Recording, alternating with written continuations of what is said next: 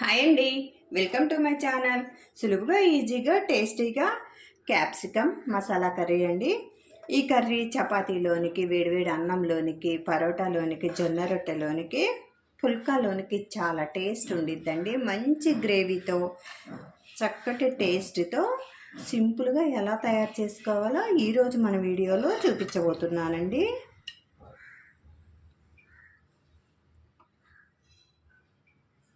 ముందుగా స్టవ్ వెలిగించుకొని ప్యాన్ పెట్టుకొని 2 టేబుల్ స్పూన్ల పల్లీలు వేసుకొని వేయించుకోవాలి. ఈ విధంగా వేయించుకున్న పల్లీలను చల్లార్చుకొని ఒక జార్లోకి తీసుకోవాలి. పల్లీలు జార్లో వేసుకున్నామండి. కొద్దిగా ఎండు కొబ్బరి వేసుకోవాలి, కొద్దిగా జీడిపప్పు వేసుకోవాలి, 4 పలుకులు, దాల్చిన చెక్క 1 ఇంచు వేసుకోవాలి, ఒక 2 యాలకులు, ఒక 2 లవంగాలు వేసుకొని పేస్ట్ చేసుకోవాలి. ఇట్లా ఫ్రెష్గా వేసుకోవటం వలన నూరుకొని వేసుకుంటే అండి స్మెల్ అనేది మంచి స్మెల్ వచ్చి టేస్ట్ అనేది మంచి టేస్ట్ వచ్చిద్దండి. ఈ విధంగా పేస్ట్ అండి చేసేసుకోవాలి మెత్తగా. స్టవ్ వెలిగించుకొని ప్యాన్ పెట్టేసుకొని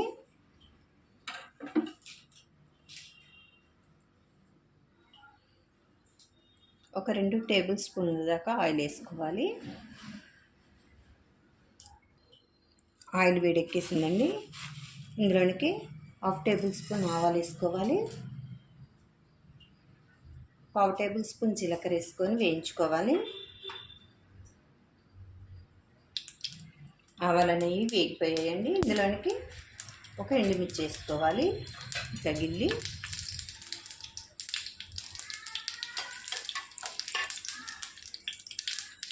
సన్నగా తరిగి పెట్టుకున్న ఉల్లిపాయ వేసేసుకోవాలి,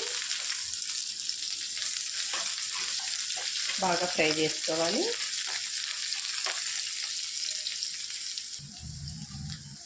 పచ్చిమిర్చి 2 వేసుకోవాలి.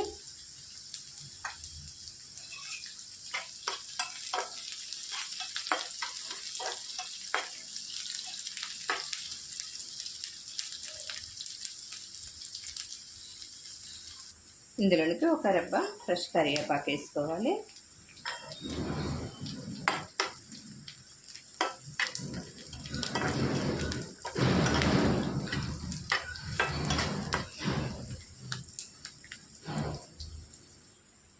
ఒక స్పూన్ అల్లం వెల్లుల్లి పేస్ట్ వేసుకోవాలి.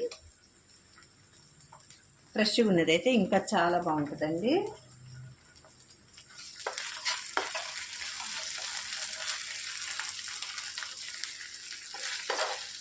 ఉల్లిపాయలు వేగిపోయాయి.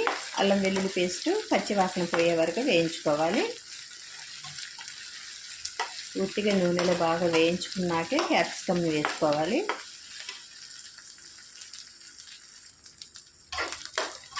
చక్కగా నూనెలో ఫ్రై అయిపోయాయి. ఇప్పుడు సన్నగా కట్ చేసి పెట్టుకున్న క్యాప్సికమ్ వేసుకోవాలి. ఇట్లా పొడుగ్గా కట్ చేసుకుంటే బాగుంటుంది. ఇందులోనికి ఒక టమాటా కట్ చేసి పెట్టుకున్నాము, ఆ టమాటా వేసేసుకోవాలి. మూత పెట్టి ఒక 5 నిమిషాలు మగ్గించుకోవాలి. మూత తీసుకొని ఇందులోనికి 1/2 టేబుల్ స్పూన్ పసుపు వేసుకోవాలి, 1 టేబుల్ స్పూన్ కారం వేసుకోవాలి,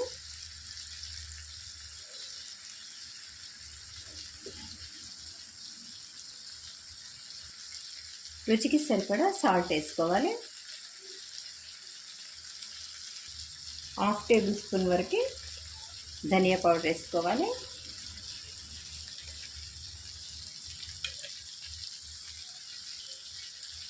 మొత్తం కలిసిపోయేలా కలుపుకోవాలి.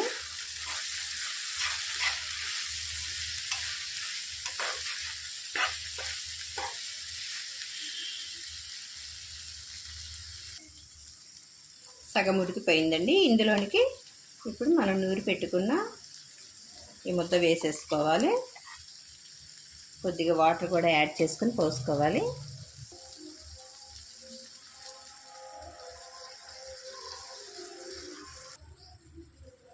మొత్తం కలిసిపోయేలా కలుపుకోవాలి.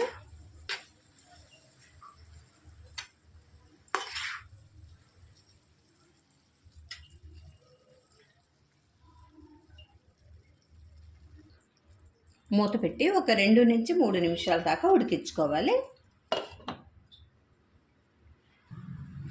ఇందులోనికి కొద్దిగా కొత్తిమీర వేసుకోవాలి.